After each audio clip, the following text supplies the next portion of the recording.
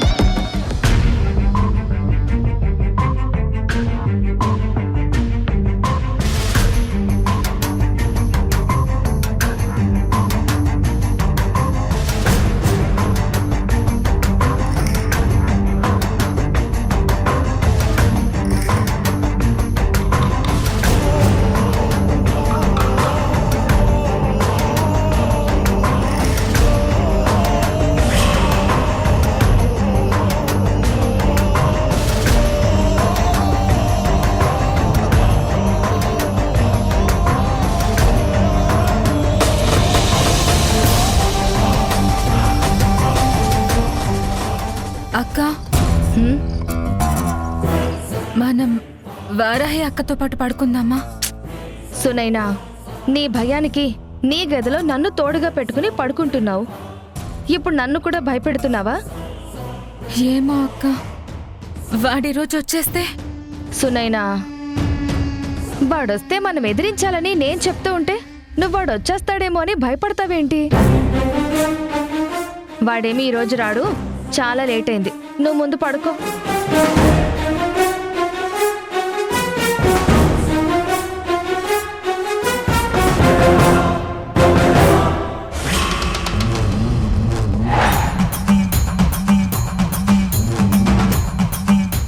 అమ్మా, నా కూతుళ్లకు పెద్ద ఆపదేదైనా వస్తే కాపు కోసం దీన్ని కొని దాచాను. ఈరోజు నా కూతుళ్ల ప్రాణాలు అపాయంలో ఉన్నాయి.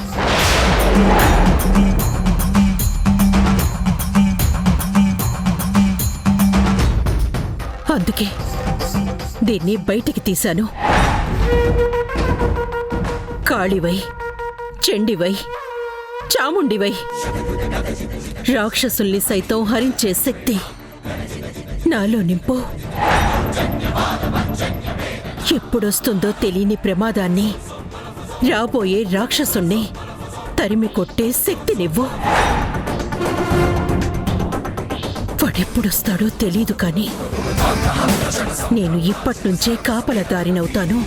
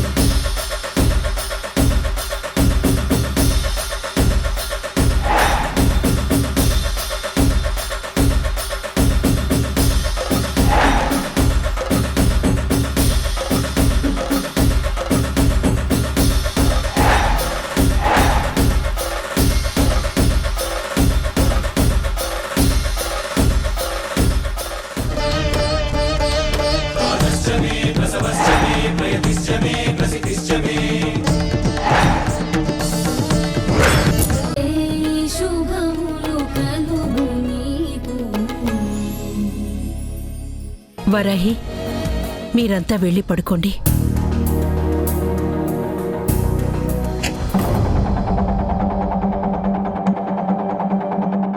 అమ్మ వారాహి, కరెంటు పోయింది, తలుపులేసుకోండి, జాగ్రత్త.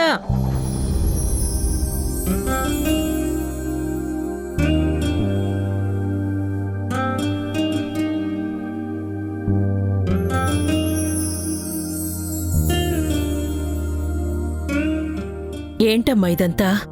మామూలుగా అయితే మేము రేపు నీకొక సర్ప్రైజ్లా చేసి ఇంకొక రకంగా మదర్స్ డే విషెస్ చెప్పాలి అనుకున్నాం. కానీ మనమున్న టెన్షన్లో అదంతా చేయటం కుదరదని ఊరుకున్నామమ్మా.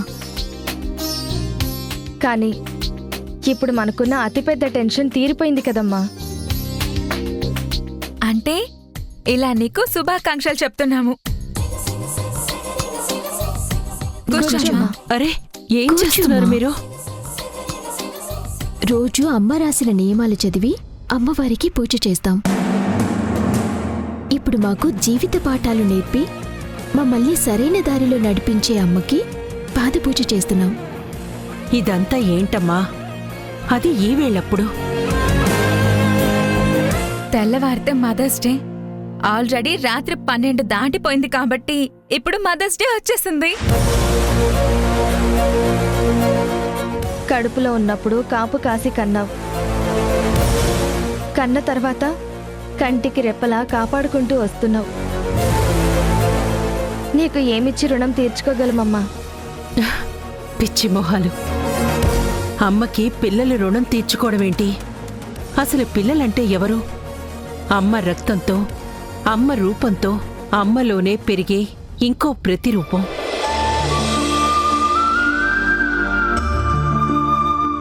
అంటే అమ్మ తన శరీరంలో ఇంకో భాగాన్ని బయటికి తీసి ఇలా పెంచుకుంటుందన్నమాట. అందుకే అమ్మకి పిల్లల మీద చెప్పలేనంత ప్రేముంటుంది.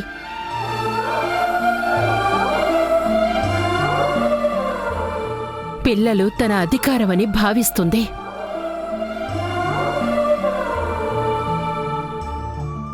తన కళ్ళనో తన గుండెనో తనే కాపాడుకుంటుంది కదా, అలాగే పిల్లల్ని కాపాడుకుంటుంది అమ్మ.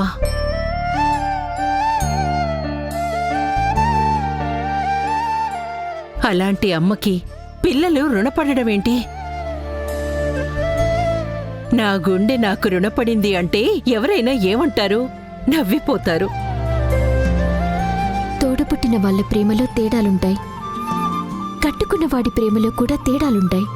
కానీ తల్లి ప్రేమలో తేడాలుండవు.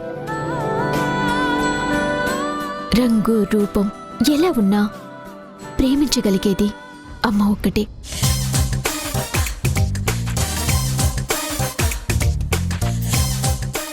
బిడ్డ తనని ద్వేషించినా అమ్మ ప్రేమే చూపిస్తుంది.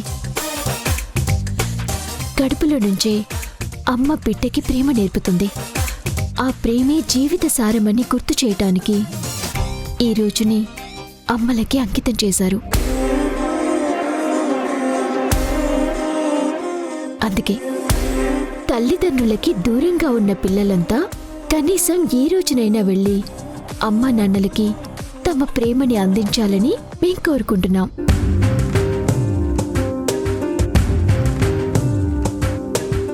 అందుకే అమ్మా ఈ పాదపూజ. పెదవే పలికిన మాటల్లోనే తీయని మాటే అమ్మా, కదిలే దేవత అమ్మా, కంటికి వెలుగమ్మా. పెదవే పలికిన మాటల్లోనే తీయని మాటే అమ్మా, కదిలే దేవత అమ్మా, కంటికి వెలుగమ్మా.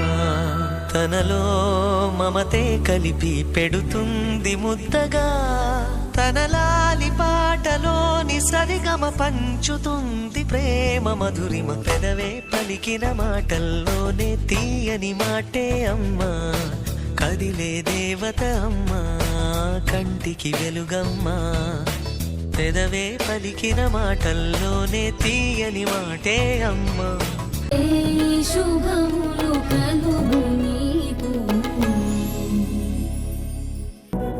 అత్తయ్యగారు,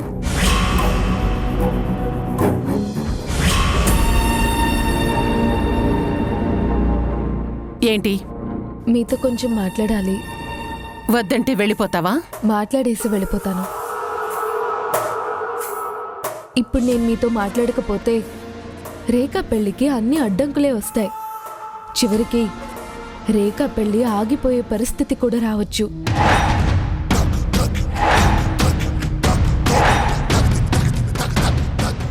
ఏం మాట్లాడుతున్నావు? ఇదేంటి పొగ పెడుతుందేమోనని కంగారు పడుతుంటే ఏకంగా కార్చిచ్చే అంటించేస్తుంది. నిజం అత్తయ్య గారు, నేనేదో అన్నానని మీరు సీరియస్గా ఉండటం, మీరు సీరియస్గా ఉన్నారని నేను మొహం మార్చుకొని తిరగడం, దీనివల్ల ఏం జరుగుతుంది? మీరు చెప్పేది నేను చేయకపోవడం, నేను అడిగేది మీరు వినిపించుకోకపోవడం, అంతేగా?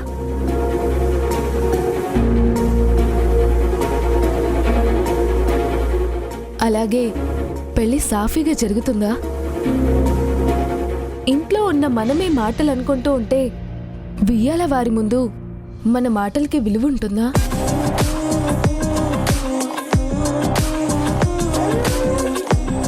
పెళ్లి పనులంటే పంచుకొని చేయాల్సినవి. అందరూ కలవిడిగా లేకపోతే పనులు ఎలా పంచుకుంటాం? పంచుకోకపోతే ఒక చేతి మీద పనులన్నీ ఎలా అయిపోతాయి?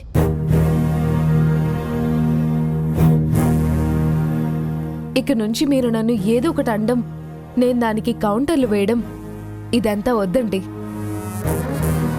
రేఖ పెళ్లి జరగాలని మీరెంత కోరుకున్నారో, అందుకోసం ఎంత కష్టపడ్డారో నాకు తెలుసు.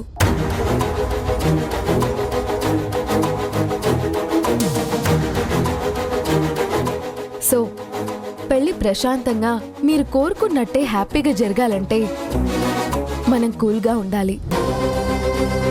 ఓకేనా అత్తయ్య గారు?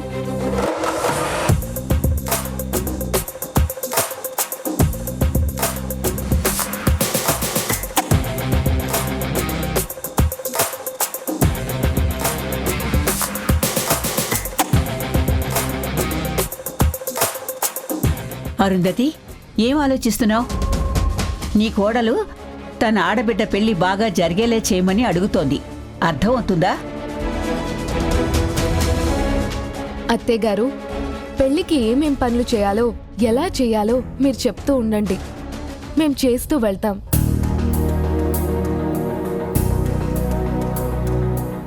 అమ్మా, నాకెందుకో ఇప్పుడే పెళ్లి హంగామా మొదలైపోయింది అనిపిస్తుంది. అవునమ్మా, హాసిని నీ మాటలకు మర్యాద ఇస్తుంది, నీ మనసుకు విలువిస్తుంది.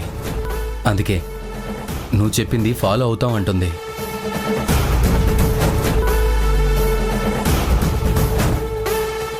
చెప్పమ్మా, మమ్మల్ని ఏం చేయమంటావో చెప్పు. నువ్వు చెప్పింది చెప్పినట్టు చేసుకుంటూ వెళ్ళిపోతాం. నువ్వు హ్యాపీగా ఉండడమే మాకు ముఖ్యం. చెప్పమ్మా, హాసిని ఏం చేయాలో, నేనేం చేయాలో చెప్పు.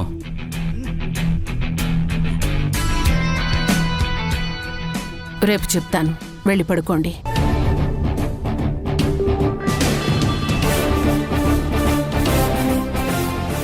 ఏంట్రా అలా మొహాలు చూసుకుంటున్నారు? మీరు చెప్పిన దానికి మీ అమ్మ సరే అంది. రేపు పెళ్లి పనులు మొదలవుతాయి. మీరు వెళ్ళి పడుకోండి. వెళ్ళండి వెళ్ళండి. ఓకే అమ్మా, థ్యాంక్ యూ. Good night.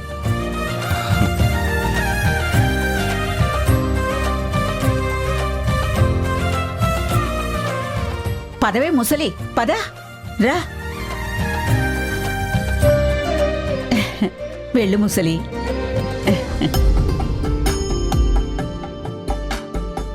పోన్లే, దీని మనసులో ఇప్పటికిది నా ఇల్లు, వీళ్ళు నా మనుషులు అనే భావన ఏర్పడింది. అత్తయ్య గారిని మార్చుకునే ప్రయత్నం మొదలుపెట్టింది.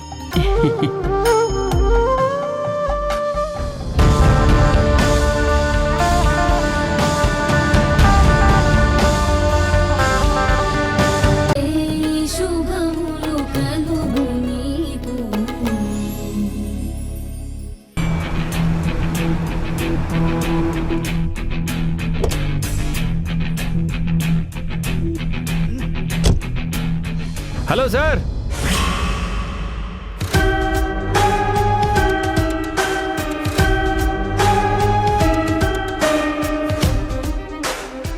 నువ్వా?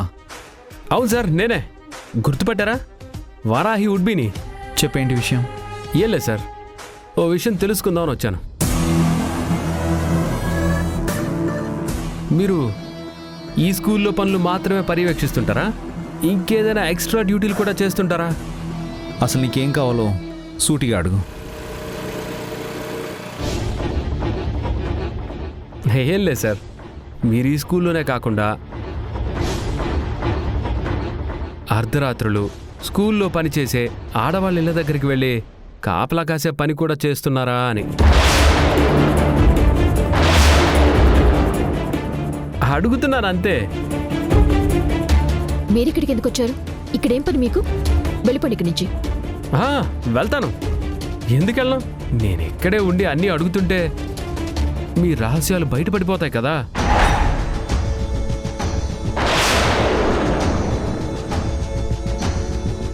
అందుకే నేను వెళ్ళిపోతాను. రేయ్, ఏం వాగుతున్నావురా? చరణ్ గారు, మీరు ఆగండి. ఇది స్కూల్. ఇక్కడ మీ నోటికి ఏదనిపిస్తే అది మాట్లాడకండి. ముందుకి నుంచి వెళ్ళిపోండి. ఏయ్, ఏంటి వెళ్ళేది? అసలు నీ మొగుణ్ణి నేనుండగా. Stop it, stop it, stop it. మీరు నాకు మొగుడు కాదు. మనకి పెళ్లి అవ్వలేదు. జస్ట్ సంబంధం ఓకే అనుకున్నాం అంతే. ఓకే అనుకున్నాం కదా. మరి నాతో సంబంధానికి ఓకే అని నీకు అవసరం వస్తే ఈ చరణ్ హెల్ప్ ఎందుకు తీసుకున్నావు?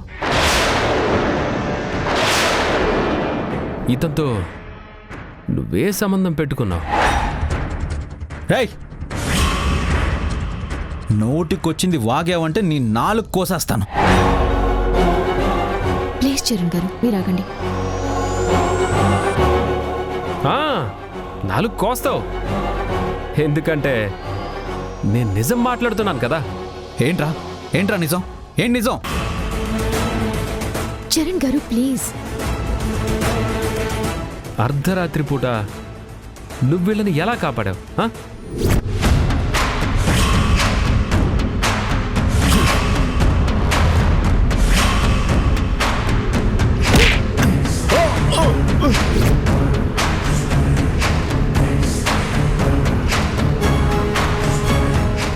మీ ఇంటికి వీళ్ళింటికి మధ్య 5 కిలోమీటర్ల దూరం ఉంది.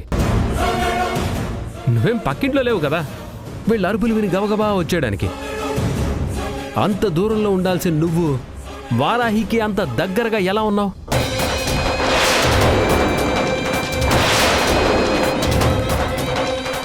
అది అర్ధరాత్రి పూట. పోనీ వాళ్ళు వచ్చినప్పుడు నువ్వు అతనికి ఫోన్ చేసావు అనుకుందాం.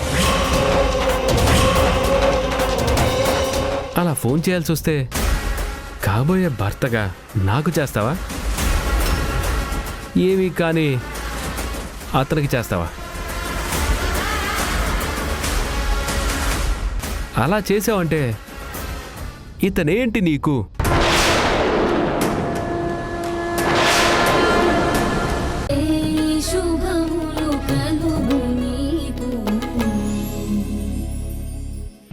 చరణ్ గారు,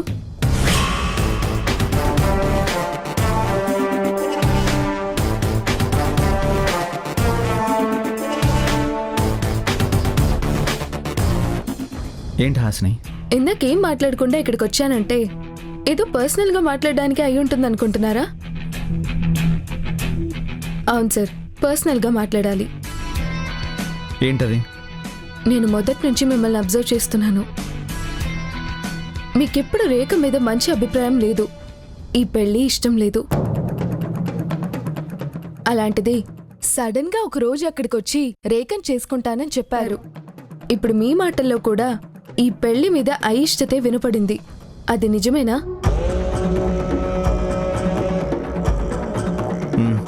నిజమే. మరి ఇష్టం లేని ఈ పెళ్లి ఎందుకు చేసుకుంటున్నారు? నేను ఈ పెళ్లికి వ్యతిరేకమై ఈ ప్రశ్న అడగట్లేదు. రేఖతో మీ పెళ్లి జరగాలని ఆ ఇంటి మనిషిగా నేను కోరుకుంటున్నాను. కానీ నా డౌట్ క్లియర్ చేసుకోవాలని అడుగుతున్నాను. ఎందుకు ఒప్పుకున్నారు ఈ పెళ్ళికి? దానికి 2 రీజన్స్. రెండా? ఏంటి? ఒకటి వారాహి, మా అక్క. రెండోది నువ్వు.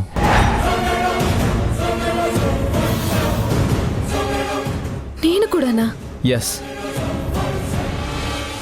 మీ అక్క పెట్టిన కండిషన్ వల్లే నేను ఈ పెళ్లికి ఒప్పుకున్నాను. అక్క అక్క కండిషన్ పెట్టిందా? ఏంటది? కానీ నాదొక కండిషన్. ఏంటది?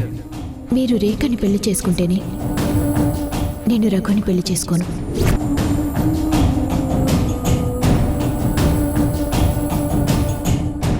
మీ అక్క నీ జీవితం బాగుండాలని, తను ప్రేమించిన నన్ను కాదని వేరే వాడిని చేసుకోవడానికి ఒప్పుకుంది. నేను తన ఆశని గౌరవించి నాకిష్టం లేని రేఖను చేసుకుంటే నీ జీవితం బాగుంటుందని ఈ పెళ్లికి ఒప్పుకున్నాను.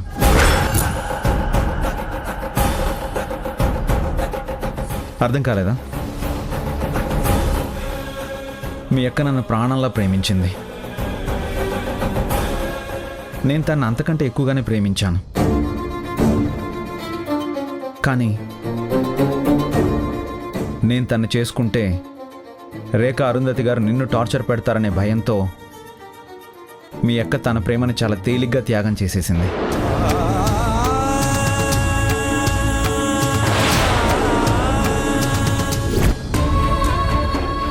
నా వల్ల కూడా ఈ ఇంటి మనుషుల్లో చాలా డిస్టర్బెన్సెస్ వచ్చాయి. అందుకే ఇప్పుడు రఘు గారితో పెళ్లి కొప్పుకొని వాటిని దూరం చేస్తున్నాను. ప్లీజ్ హాసిని, నువ్వు కూడా విడాకులు తీసుకోవద్దు. ఈ పెళ్లి పెద్దగా వచ్చేసావు కదా. నిజమైన ప్రేమకి అర్థం ప్రేమించిన వాళ్ళని గౌరవించడం అని నాకు అర్థమైంది. అందుకే వారాహిని మనసులో నుంచి తీసేయలేక బాధని భరిస్తూనే పెళ్లికి తల ఊపాను. ఈ పెళ్లి జరిగితే నీ భర్తతో నువ్వు హ్యాపీగా ఉంటావు, రేఖ హ్యాపీగా ఉంటుంది. కానీ నేను సరే, నా సంగతి పక్కన పెట్టాయి. వారాహి, మరి వారాహి పరిస్థితి ఏంటి? నిజంగా తను ఇష్టం లేని ఆ పెళ్లి చేసుకుంటుందా? ఇష్టపడ్డ వాడిని వేరే వాడికి ఇచ్చేసి తను సంతోషంగా బతకగలుగుతుందా? నిన్ను బలవంతంగా ఒప్పించి అత్తారింటికి పంపిస్తే నీ జీవితం ఆటోమేటిక్గా బాగుంటుందని అప్పుడు నిన్ను ఆ ఇంటికి పంపేసింది. కానీ తన ప్రేమని, తన జీవితాన్ని బలిస్తేనే నీ జీవితం బాగవుతుందని ఇప్పుడు ఇంత పెద్ద త్యాగం చేస్తుంది. ఎవరు చెప్పారో కానీ మంచోళ్ళందరికీ మంచి జరుగుతుందని ఓ పిచ్చి తీరి చెప్పారు. నిజంగా వారాహిని ప్రేమించిన నేను వారాహిని చేసుకుంటే ఆ మాట నిజం అయి ఉండదేమో. రేఖను చేసుకుంటున్నాను కాబట్టి ఆ మాట చాలా తప్పు. అందరి మంచి కోరుకునే వారాహికి మంచి జరగట్లేదు కాబట్టి ఆ మాట ఖచ్చితంగా తప్పే.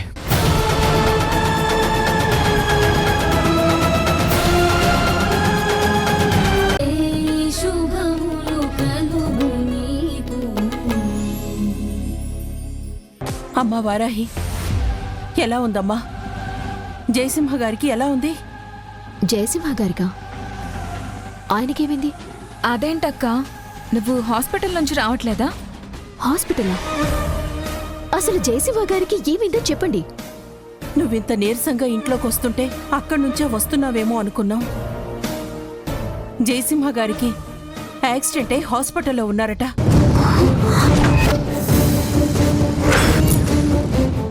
చాలా సీరియస్గా ఉందంటమ్మా.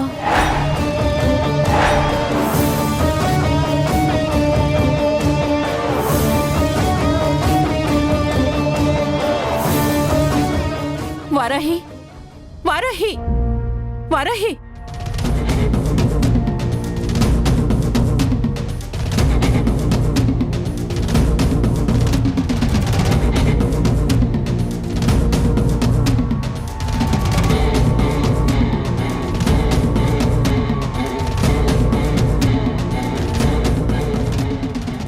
ఆగువారాహి.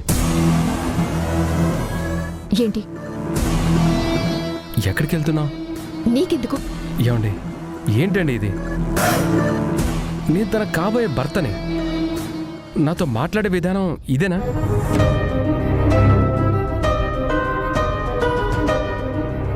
మాకు పెళ్ళయి 10 ఏళ్ల కాపురం తర్వాత నాతో గొడవ పడినట్టు మాట్లాడుతుందేంటి? నేనేం తప్పు చేశాను? అది కాదు బాబు, వారాహి చాలా కంగారులో ఉంది. తనకి నీ మీద కోపం ఎందుకుంటుంది? ఎందుకండి కంగారు? ఇప్పుడేమైందని? జయసింహ గారికి యాక్సిడెంట్ అయిందంట. అక్క చూడ్డానికి వెళ్తుంది. ఓ అవునా? జయసింహ గారంటే చరణ్ వాళ్ళ నాన్నే కదా? అరే, ఎప్పుడైంది యాక్సిడెంట్? ఇందాకేనంట బాబు, ఓ గంట అయిందట. గంటనా? అయితే ఇప్పుడు ఆయన్ని ఆపరేషన్ థియేటర్లో ఉంచి ఆపరేషన్ ఏదో చేస్తూ ఉంటారు. ఒకవేళ ఆపరేషన్ పూర్తయితే ఐసీయూలో ఉంచి అబ్జర్వేషన్లో పెడతారు.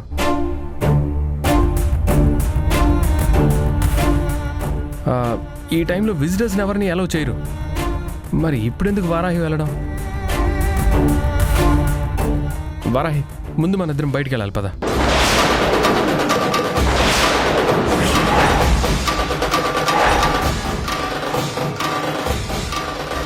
అవతల ఓ మనిషికి ప్రాణం మీదకొచ్చింది. నేను నీతో రాలేను, హాస్పిటల్కే వెళ్తాను. అదేంటి వారాహి, పొద్దున్నే స్కూల్ దగ్గర మన మధ్య అంత చక్కని డిస్కషన్ జరిగింది. నువ్వు ముందు ప్రిఫరెన్స్ నాకే ఇస్తానన్నా, మళ్ళీ ఇప్పుడు ఇలా మాట్లాడుతున్నావు? స్కూల్ దగ్గర మీ మధ్య ఏం జరిగింది? అమ్మా, అదంత ముఖ్యం కాదు. ఇప్పుడు నేను హాస్పిటల్కి వెళ్ళటం ముఖ్యం. ఎందుకు? చరణ్ని ఓదార్చడానికా?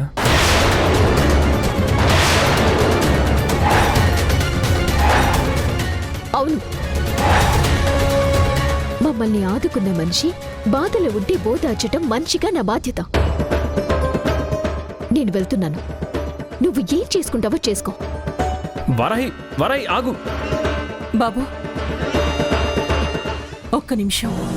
అరే, ముందు వెళ్ళిపోతున్న తన్న ఆపకుండా నన్ను ఆపుతారేంటండి?